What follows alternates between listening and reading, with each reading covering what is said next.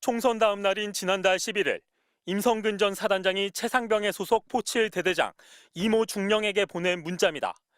작전 수행 중 안전사고와 관련한 법조인들의 의견이니 참고하라는 내용입니다.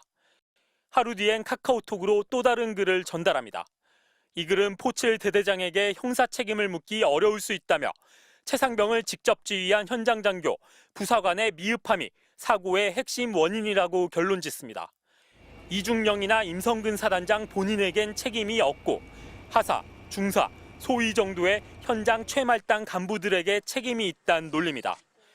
작전활동 중 발생한 군인 사망에 대한 지휘관의 형사 책임, 포7 대대장의 형사 책임 검토 참고 자료 등의 인터넷 카페 글의 링크도 줄줄이 보냅니다. 포7 대대장 이모 중령 측은 임 전 사단장이 무죄 주장을 뒷받침할 진술이나 증거를 확보해 증거를 인멸하려 한다고 비판했습니다. 어떻게 이런 일이 가능할까? 임 전 사단장은 지금 소장 신분으로 육사 화랑대 연구소에서 정책 연수 중입니다. 연구과제는 작전 통제권과 그 행사 절차, 지휘권의 범위에 관한 사항. 그는 정책 연수하면서 인터넷 자료를 많이 검색했다는 문자도 보냈습니다. 임 전 사단장이 소장 월급을 받으며 정책 연수를 통해 자신을 방어할 법적 논리를 개발하고 있다는 비판이 나옵니다. 본인이 명령을 내렸으면 그에 대한 책임감을 갖고 수사에 좀 적극적으로 임해주면 좋겠다고 말씀드리고 싶습니다. 그의 또 다른 정책 연구 과제는 시민단체 및 언론의 왜곡 보도 또는 잘못된 정보 제공으로 군 지휘권 붕괴 위험에 대한 대처 방안. 그는 기자들에게 이메일을 보내 언론인들과 시민단체 대표자들에게 법적 조치 전 스스로 시정할 기회를 제공했단 말로 대대적인 소송전을 예고했습니다.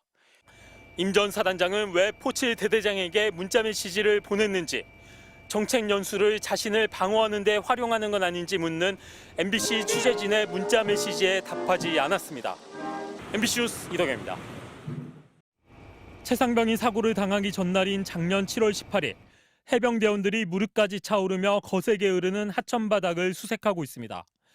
그런데 구명조끼는 입지 않은 채 묵직한 배낭을 메고 탐침봉을 들고 있습니다.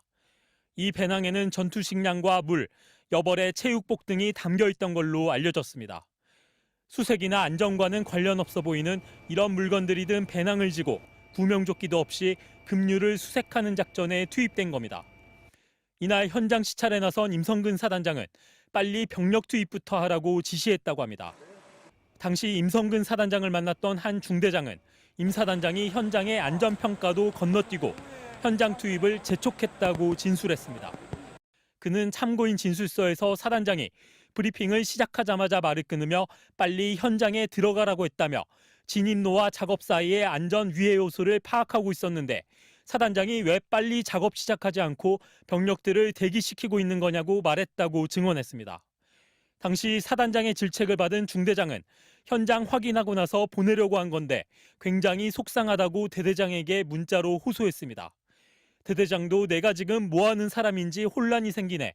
너희들은 더 그렇겠지. 내가 인정하고 위로해 줄게. 너네 지휘관은 나니까라고 말하며 안전점검을 하다 질책당한 중대장을 위로했습니다. 당시 현장에는 여러 언론사들이 수색 작전을 취재하고 있었습니다. 진술서에서 중대장은 언론이 굉장히 많이 와서 신경 쓴 것이 아닌가 의심했다고 말하기도 했습니다. 폭우가 쏟아져 현장에서 철수하게 해달라는 요청은 거부됐습니다. 정식으로 철수시키는 좀 상황이 애매해. 내가 사회자님께 몇 번을 건의드렸는데 전날부터 알잖아. 이런 식으로 수색 작업에 동원된 장병들의 모습이 언론에 대대적으로 보도되자 임성근 사단장은 훌륭하게 공보활동이 이루어졌구나라고 반응했습니다. 임성근 전 사단장은 장병들이 물에 들어가지 않도록 안전조치 및 지침을 거듭 강조했다고 밝히고 있습니다. MBC 뉴스 이덕현입니다. 지난해 7월 18일 최상병이 속한 해병대 1사단 7포병대대 장병들이 실종자 수색에 나섰습니다. 계속되는 빗줄기에 수색 작업을 이어가기가 힘들었던 상황. 결국 대대장은 상급 부대에 수색 중단을 요청합니다. 야, 지금 너무 많이 와. 현장에 있던 육군 부대는 이미 철수한 상태였습니다. 그런데 돌아온 답변은 수색을 계속하라는 것이었습니다. 사장님 아직도 계십니다. 방금 여단에 전화 오셨는데 사단장님께서 옆에 계신데 하라 정상적으로 하라고 16시까지인가라고 하라고 하셨답니다. 여기서 거론되는 사단장은 바로 임성근 해병대 제1사단장.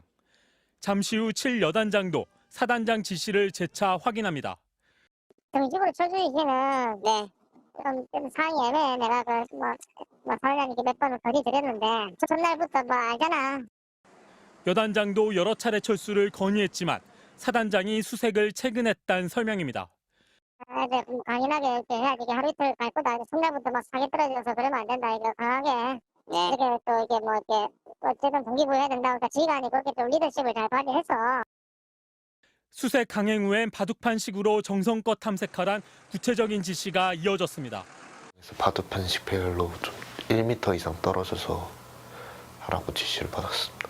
너무 몰려있으면은 계속 뭐라고 하니까 수근이가 원래는 좀 얕은 수심에 있다가 좀 깊은 쪽으로. 이에 대해 임성근 전 사단장은 때마침 여단장이 옆에 있어서 의견을 준 것일 뿐 수색 지시를 내린 적은 없다고 밝혔습니다. MBC 뉴스 이덕영입니다.